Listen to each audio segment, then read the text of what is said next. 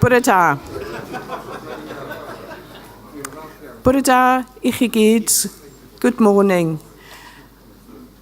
Wrth eich croesawu chi I Gaerdydd, gai ymddiheurio am y ffaith yn y lle cyntaf bod y stafell yma mor dwym.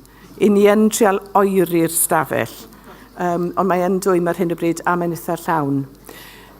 Good morning. As I welcome you all to Cardiff, can I just explain that this room, well, the climate isn't usually tropical in Cardiff, and this room seems to be tropical at the moment, so we're trying to get it cooled down.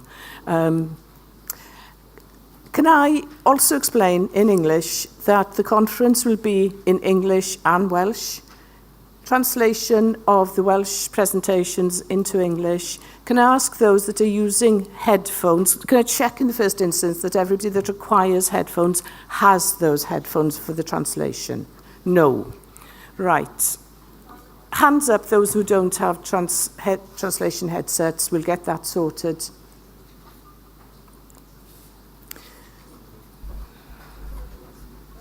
Translation headsets, on-off button, and we will check that it is working. Ydy'r cyfieithu yn gweithio?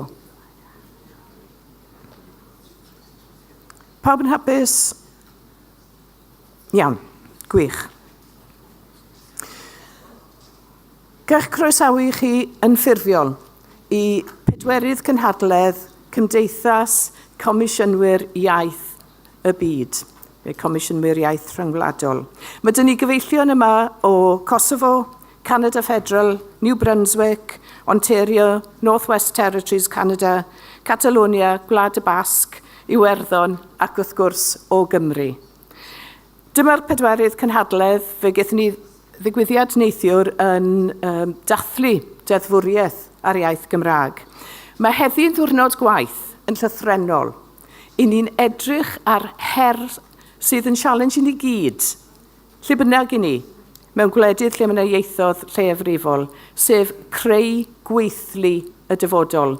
Dwi nawr yn clywed yn ddyddiol yng Nghymru yr angen gan gyflogwyr, gan asiantaethau, am bobl sydd yn gallu gweithio yn y ddwy iaith.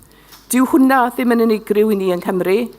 Mae'n rhywbeth dwi'n clywed o Ganada, fe o'n i'n trafod hyn ddoe, ac o wledydd eraill. So felly, diwrnod yn edrych ar y challenge sydd yn bositif o ran creu gweithlu'r dyfodol trwy addysg, defnydd technoleg gwybodaeth wrth bod ni'n symud ymlaen, technoleg gwybodaeth yn ddatrysiad I lot o broblemau, ddim yn broblem yn ei hunan, a mae rhaid ni gofio hynny. Dyw cynhadledd o'r math yma ddim yn digwydd trwy hap y damwen. Gai ddiolch y wilod calon i'n swyddogion I. A na I ddim o'i henwi nhw, ond gai ddiolch, dwi mor browd ohonoch chi am y gwaith I chi wedi gwneud wrth trefnu'r gynhadledd yma ac yn ystod y 2 ddiwrnod diwetha. Falle fi ddim yn diolch I chi'n aml, ond pan dwi yn diolch mae'r wilod calon. Gai hefyd diolch i'r gymdeithas am eu cefnogaeth yn ystod y flwyddyn diwetha, flwyddyn lle dwi wedi bod yn gydeirydd arnyn nhw. A gai hefyd, wrth mod i'n dechrau bore yma, diolch i'n cefnogwyr ac i'n noddwyr. Bysa'r gynhadledd yma ddim yn digwydd, ond I bai am y rhai hynny sydd wedi cynnig nawdd i'r digwyddiad. Fe glwni mewn munud gan Alan Woods o VTCT, prif noddwr y gynhadledd. VTCT yn gwmni sy'n darparu cyrsio galwedigaethol a chyfleoedd galwedigaethol I bobl ifanc a ddim mor ifanc yma yng Nghymru. Gai hefyd diolch I Eversheds, Capital Law.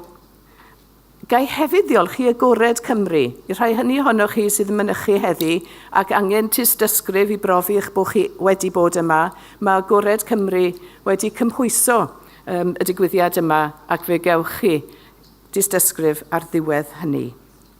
So felly, gyda'r ychydig eiriau na, gai'ch croesawu chi, gai ofyn I chi fwynhau, I gyfrannu, cofiwch bod yna sesiynau trafod prynhawn yma, cofiwch hefyd manteisio'r cyfle I siarad gyda'r comisiynydd o wledydd eraill. Dwi'n cael bydd anferth o'i cymorth a'i cyfraniad nhw.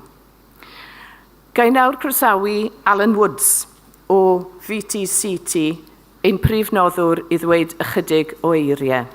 Diolch yn fawr.